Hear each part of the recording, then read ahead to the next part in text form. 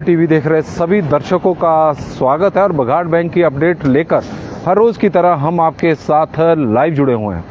कंगाली में आटा गीला, यह कहावत बघाट बैंक पर बिल्कुल इस वक्त स्टिक बैठ रही है। आजकल बघाट बैंक की हालत वैसे भी ठीक नहीं है। वजह है कि ऋण डिफाल्टरों से पैसे पहले नहीं आ रहे हैं और जो उनके द्वारा चेक दिए गए हैं वो भी अब बाउंस होने शुरू हो गए हैं। ऐसा ही एक मामला सामने आया है, सोलन का मामला है कि एक ऋण डिफाल्टर द्वारा बघाट बैंक को 10 लाख रुपए का चेक दिया गया था। हालांकि चेक तो उन्होंने 2-3 और भी दिए थे, लेकिन एक चेक जो बैंक द्वारा लगाया गया वो चेक अब बाउंस हो गया। एनपीए पहले ही उनका ऋण है और गिरफ्तारी से बचने के लिए जो चेक उनके द्वारा दिया गया है, एक चेक तो कैश हो गया था लेकिन दूसरा बाउंस हो गया है। अब बैंक द्वारा जो भी इस मामले में कार्रवाई होती है उसे करने की जो डिफाल्टर को चेतावनी दी गई है या फिर चेक को या फिर इस राशि को जल्द से जल्द जमा करवाएं।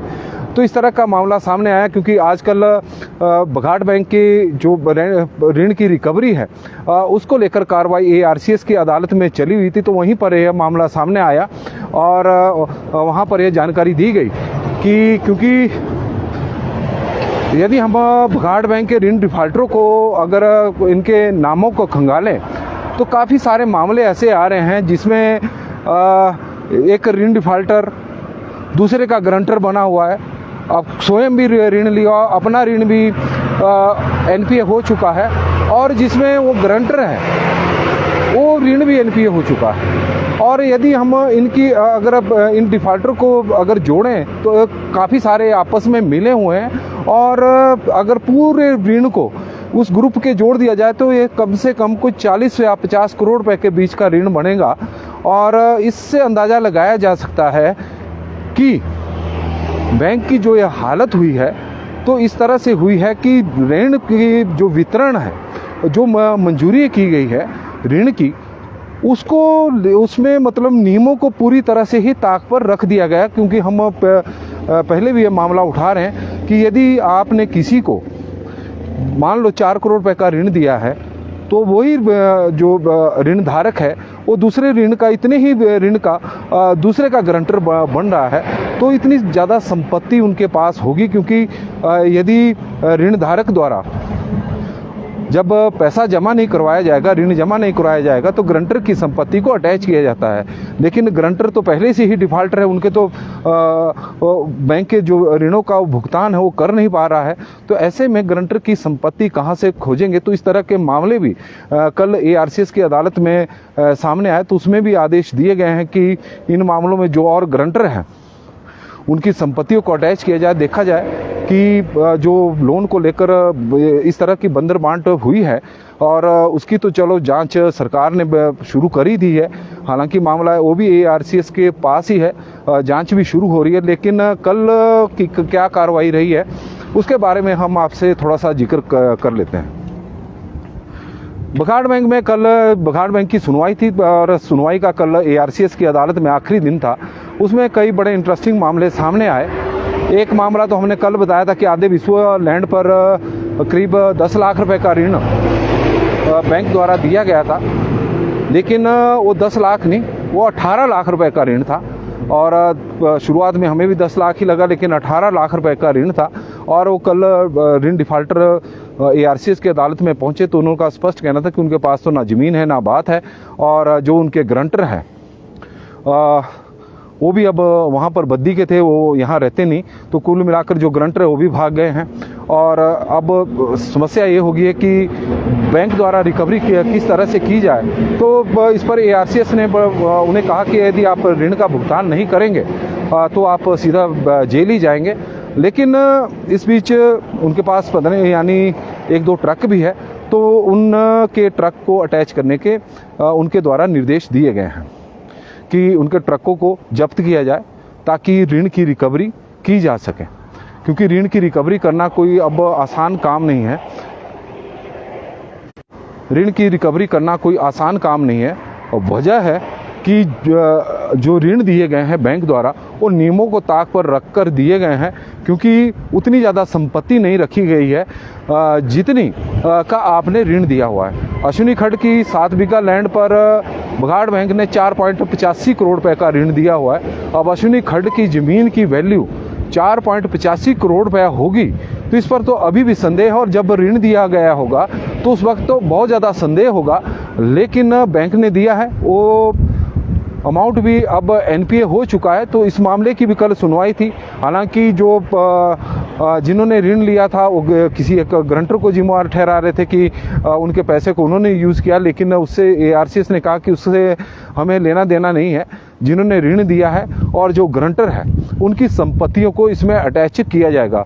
दिलचस्प मामला यह है कि इस मामले में गारंटर एक वही है जिनके ऊपर पहले ही डिफ़ॉल्ट जिनका जो पहले से ही ऋण डिफ़ॉल्टर है, और करीब 3 से 4 करोड़ रुपए का उनके ऊपर भी अपना एक ऋण है। दूसरे मामले में इसमें गारंटर है, 4.85 करोड़ रुपए का यह ऋण है। बैंक को अपना पैसा उस ऋण डिफ़ॉल्टर से लेना मुश्किल हो गया है। अब दूसरे मामले में अब बैंक के लिए और सिरदर्दी होगी कि जिसमें वो गारंटर बने हुए, तो कहाँ से पैसे की रिकवरी होगी, इस पर अब सवाल खड़े हो गए हैं। यदि इसी तरह के ऋण दिए गए हैं कि एक पहले एक ऋण धारक है, वो दूसरे का गारंटर है, तीसरे का गारंटर है, तो इस तरह के मसले भी सामने आए हैं। हालांकि ये जांच के विषय हैं और इन मामलों में आने वाले दिनों में जांच भी होगी, क्योंकि बहुत बड़ा घोटाला ऋण की स्वीकृति को लेकर निकलने वाला है। इसके अलावा एक बड़ा मामला, क्योंकि अभी तक तो हम डिफ़ॉल्टर को ही दोषी ठहरा रहे हैं, लेकिन एक मामला ऐसा भी आया है जिसमें ऋण डिफ़ॉल्टर ने जिन्होंने बैंक से मशरूम के प्लांट के लिए ऋण लिया था करीब 32 लाख रुपए का, 32 लाख रुपए का ऋण लिया, और अब बैंक ने जब रिकवरी की सुनवाई के लिए मामला लगा हुआ है, तो जब एआरसीएस ने देखा कि 32 लाख रुपए के ऋण में 76 लाख रुपए का इंटरेस्ट है, क्योंकि इंटरेस्ट का रेट जो भी होगा, किसी ने 12% पे लिए हैं, किसी ने 13% पर, तो इसी तरह का है। तो एआरसीएस ने बैंक से, जो बैंक के अधिकारी या प्रतिनिधि वहाँ पर उपस्थित थे, तो उनसे पूछा कि ये तो इंटरेस्ट का जो रेट बन रहा है ये बहुत अधिक है, क्योंकि मूल जो अमाउंट है वो 32 लाख रुपए है। तो इस पर उनका कहना था कि इनके जो मशरूम का प्लांट है उसको हमने कब्जे में लिया था, और वहाँ पर सिक्योरिटी गार्ड की तैनाती की थी, और सिक्योरिटी गार्ड को हर महीने बैंक द्वारा 25,000 रुपया वेतन दिया जा रहा था। करीब 10 वर्षों तक ये वेतन दिया गया, इसके कारण यह राशि बढ़ गई है। तो इसे यह मामला अपने आप में एक हैरत अंगेज था कि जब आपने ऋण धारक की, जो ऋण डिफ़ॉल्टर हो चुके हैं, जिनका अमाउंट एनपीए हो चुका है, जब उनके प्लांट को आपने कब्जे में लिया है, तो इससे अच्छा होता कि आप उसको नीलाम कर देते, कुड़ कर देते, ताकि ऋण की रिकवरी होगी। तो इस वजह से, क्योंकि एआरसीएस ने भी स्पष्ट कहा कि आपने इस तरह के काम करके अपने एनपीए को ही बढ़ाया है, जिसके कारण इस तरह की स्थितियां पैदा हुई है कि एनपीए अमाउंट आपका बढ़ चुका है, और उसकी वजह से बैंक के ऊपर जो डिपॉजिटर है उन्हें अब वो अपना पैसा निकालने से महरूम हो गए हैं। यह कारण रहे हैं। तो काफ़ी कल बैंक को भी फटकार एआरसीएस के द्वारा लगाई गई इस मामले में कि इस तरह के काम जब किए हैं, तो उसी के कारण इस तरह की स्थिति पैदा हुई है। मुकेश गुप्ता जी, रिकवरी तो ऊंट के मुंह में जीरा जैसी हुई है, इसमें कोई दो राय नहीं है। कार्यप्रणाली के बहुत से राज जनता के सामने आ चुके हैं, इसमें कोई दो राय नहीं। इसके लिए दोषी सभी हैं, जो बैंक के अधिकारी हैं, कर्मचारी हैं, जो बोर्ड ऑफ डायरेक्टर रहे हैं, जिनके समय में इस तरह के लोन बांटे गए हैं, वो भी अपनी जिम्मेवारी से नहीं भाग सकते, क्योंकि कहीं ना कहीं जो गड़बड़ जो झाला हुआ, जो गड़बड़ियाँ हुई है, वो ऊपर से लेकर नीचे के स्तर तक हुई है, और रिकवरी में बैंक ने बिल्कुल भी ध्यान नहीं दिया। और वजह ये रही कि रिकवरी में जो देरी हुई है, उसकी वजह से आज बैंक के इस तरह के हालात बने हुए हैं। आप लगाओ कि आपने कब्जे में एक प्लांट ले लिया हुआ है, तो उसको कूड़ कर देते। अब 10 महीने तक, 10 वर्ष तक वहाँ पर सिक्योरिटी गार्ड की तैनाती उस प्लांट की सुरक्षा के लिए की गई। यदि उसको और करीब 30 से 40 लाख रुपए, 30 लाख रुपया 10 वर्षों में खर्च किया गया, और अब उसको जोड़ दिया गया है ऋण धारक के खाते में, तो ऋण धारक ने तो अब अपने हाथ ही खड़े कर दिए। बात भी सही है कि 32 लाख रुपए का ऋण लिया हुआ है, अब उसे देने के लिए हो गया 1.8 करोड़ रुपए।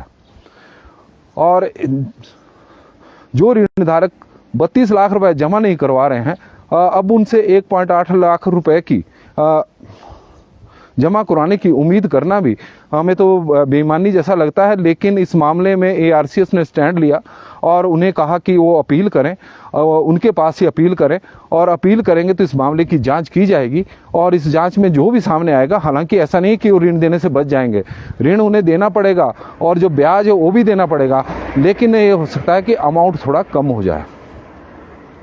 इसके अलावा एक और कल बैंक के लिए जो हम कह सकते हैं कि कुल मिलाकर पिछले एक सवा महीने का समय हो चुका है जब RBI द्वारा रोक लगाई गई है, तो उसमें जो एक खुशी की हम बात कर सकते हैं भी छोटी सी, कि एक बड़े जो ऋण डिफाल्टर हैं उन्होंने अपना ऋण कल क्लियर कर दिया है।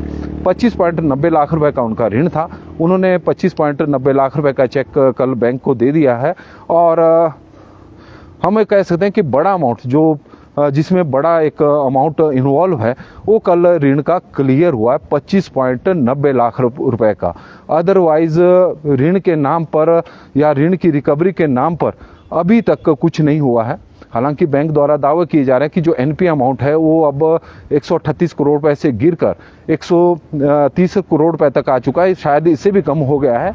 लेकिन उसकी असल वजह यह है कि जिन ऋण धारकों के जो हम ऋण NPA हो गए थे और जितनी किस्तें हुई थी, तो उन्होंने उन किस्तों को जमा करवाया हुआ है और NPA से बाहर लेकर आए। ऐसा नहीं है कि 8 करोड़ रुपए की रिकवरी हुई है। अभी तक रिकवरी की बैंक की 3 दिन की जो ARCS के पास सुनवाई हुई, तो इस दौरान 30 लाख रुपए की रिकवरी हुई है। कल भी 25.90 लाख रुपए का एक चेक जमा हुआ, 50,000 रुपए कैश जमा हुए, 20,000 रुपए और कैश जमा हुआ, तो कुल मिलाकर 70,000 रुपये कैश जमा हुआ है और 25.90 लाख रुपए का चेक जमा हुआ है। और उससे पहले भी 1 लाख रुपए एक जमा हुआ था, तो इस तरह का ही हुआ है। लेकिन कल 4 संपत्तियों को अटैच करने के निर्देश दिए गए हैं, 2 गाड़ियों को जब्त करने के आदेश दिए गए हैं, ताकि किसी तरह से जो ऋण डिफाल्टर हैं उनके ऊपर एक प्रेशर बनाया जाए।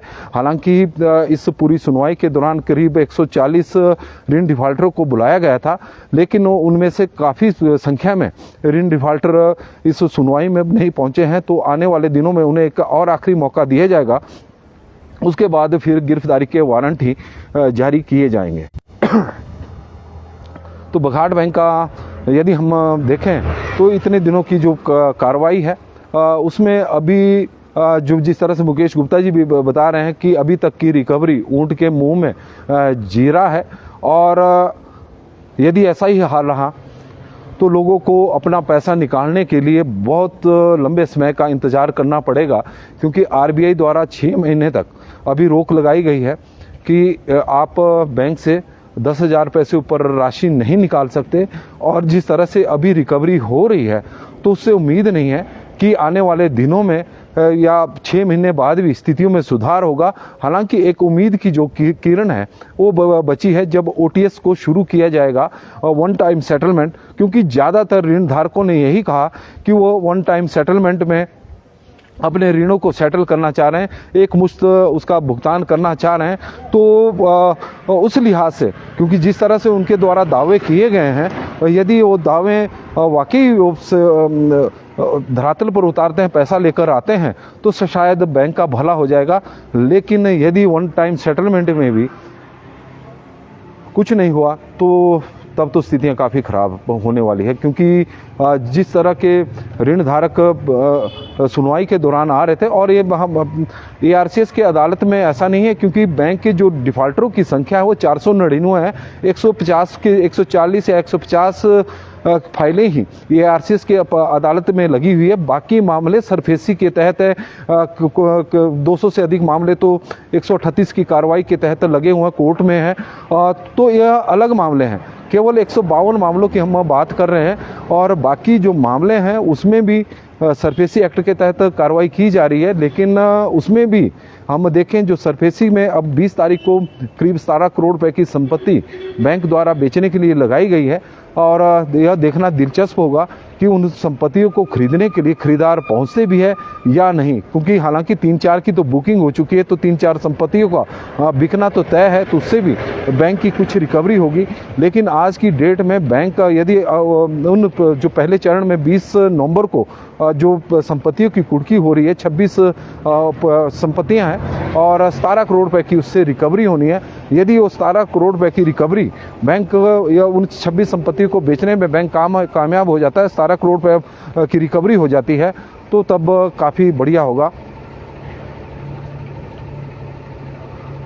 अब चेक भी बाउंस होने लगे हैं। बिल्कुल ज्ञान सुमन जी हमारे साथ जुड़े हैं, जो हमारे वरिष्ठ पत्रकार हैं हिमाचल प्रदेश के, और इससे बुरा हाल क्या हो सकता है, क्योंकि ऋण डिफाल्टरों की जो ऋण डिफाल्टर हो चुके हैं, क्योंकि बैंक ने जो ऋण दिए हैं वो बिना सोचे समझे दिए हुए हैं। पृष्ठभूमि को बिल्कुल भी ध्यान में नहीं रखा गया कि बंदे के पास उतनी ज़मीन है भी। अब जिनका चेक बाउंस हुआ है वो स्वयं ऋण डिफाल्टर है। 85 करोड़ रुपए का कल मामला लगा हुआ था, 85 करोड़ रुपए का, और उसमें वो ग्रंटर है। तो इससे अंदाजा लगाया जाए कि जो ग्रंटर ऋण धारक भी है वही ग्रंटर बने हुए हैं, तो उस तरह से जब ऋण दिए जाएंगे तो हालत बैंक की इसी तरह की होगी। अब जरूरी हो चुका है कि हम भी कल भी मांग कर रहे थे कि सरकार इस मामले में को गंभीरता से देखें, क्योंकि यह मामला ARCS की जांच का नहीं है, यह मामला अब या SIT का गठन किया जाए, क्योंकि इस मामले में, क्योंकि यह ऋण का हम देखें कि डिफाल्टर का मामला नहीं है, यह ऋण घोटाला है जो बघाट बैंक में हुआ है। बहुत बड़ा घोटाला है और इस घोटाले में कई अधिकारी भी चपेट में आएंगे, कई कर्मचारी भी आएंगे, कई हम कह सकते हैं कि जिन्होंने फर्जी कागज़ दिए होंगे ऋण लेने के लिए, वो भी इसमें उन पर भी कार्रवाई होगी। और साथ में जो बोर्ड ऑफ डायरेक्टर है जो इसके लिए दोषी हैं उनके खिलाफ भी कार्रवाई होगी, क्योंकि ये छोटा मोटा मामला नहीं है। यह हम आज कल भी हमने कहा था कि यह ऋण घोटाला है और इस ऋण घोटाले की जांच होनी चाहिए, क्योंकि नियमों को ताक पर रखकर जब ऋण बांटे जाएंगे तो घोटाले में आएगा, भ्रष्टाचार के दायरे में आएगा। और यही वजह है कि बैंक को आज अपना पैसा लेना मुश्किल हो गया है, क्योंकि बैंक ने रिकवरी इससे पहले भी अच्छी की है। 322 करोड़ रुपए का NPA था, उसमें से 184 करोड़ रुपए की बैंक ने रिकवरी की है, और 185 करोड़ की रिकवरी करने के बाद 138 करोड़ रुपया बैंक का फंस गया था। तो उसकी तो कोई ना कोई वजह होगी, और कोई ना कोई वजह रही होगी। तो इसका मामला इससे स्पष्ट हो जाता है कि जो यह ऋण धारक है जो 138 करोड़ रुपए का भुगतान नहीं कर रहे हैं, इनमें से कई ऐसे ऋण धारक हैं जिन्हें ऋण नियमों पर ताक पर रख कर दिया गया है, और उन्हें मालूम है कि बैंक अगर उनसे ऋण लेने के लिए ज़बरदस्ती करेगा तो बैंक के अधिकारियों के खिलाफ भी कार्रवाई होगी, कर्मचारियों के खिलाफ भी कार्रवाई होगी, और उसी का ही वो अब तक फ़ायदा उठा रहे थे। लेकिन RBI ने इसी बीच में कार्रवाई कर दी। अभी तक सब कुछ ठीक चला हुआ था, लेकिन RBI ने इसी बीच कार्रवाई कर दी और लेन देन पर जो रोक लगाई, और आम जो डिपॉजिटर थे उनका पैसा जब बैंक में फंस गया, शेयर होल्डर का पैसा जब बैंक में फंस गया और हाय तौबा मची, तो उसके बाद अब कार्रवाई रिकवरी को लेकर शुरू हुई है। यदि इससे पूर्व ही कार्रवाई इस तरह की जाती तो शायद इस तरह की स्थितियां पैदा नहीं होती, लेकिन गड़बड़ियां थी। तो जो रिकवरी में है या फिर जिन लोगों ने ऋण दिया हुआ है वो फिर इस तरह का प्रेशर उनके ऊपर नहीं बना पा रहे थे, उन डिफॉल्टरों के ऊपर जिनके ऋण नियमों पर ताक पर रख कर दिए गए हैं। क्योंकि हमने आपको बताया कि नियमों पर ताक पर किस तरह के ऋण दिए गए हैं। आधे विश्व लैंड पर 18 लाख रुपए का ऋण, 7 बीघा लैंड पर अश्विनी खड्ड में बता रहे हैं कि 4.85 करोड़ रुपए का ऋण, पिछले ऋण को निपटाने के लिए ताकि NPA में ना हो, नया ऋण सैंक्शन कर दिया कि एक ही प्रॉपर्टी पर 2 ऋण दे दिए गए। तो इस तरह के कई मामले हैं जिस तरह के और कई ऋण के मामलों में प्रॉपर्टी कम है, ऋण ज़्यादा दिया गया है, तो इस तरह की गड़बड़ियाँ जब हुई है तो इसके कारण बैंक की इस तरह की स्थिति पैदा हुई है। ARCS की 3 दिनों तक सुनवाई चली। 3 दिनों तक हालांकि काफ़ी प्रॉपर्टियों को अटैच करने के भी इस दौरान निर्देश दिए गए हैं। आने वाले दिनों में यदि संबंधित तहसीलदार समय पर कार्रवाई करेंगे, प्रॉपर्टियों को अटैच करेंगे, तो वो भी नीलामी के लिए लग जाएगी। लेकिन नीलामी के लिए लगना एक मसला हल नहीं है, क्योंकि उसके लिए खरीदार मिलेंगे तो तब वो प्रॉपर्टी बिकेगी।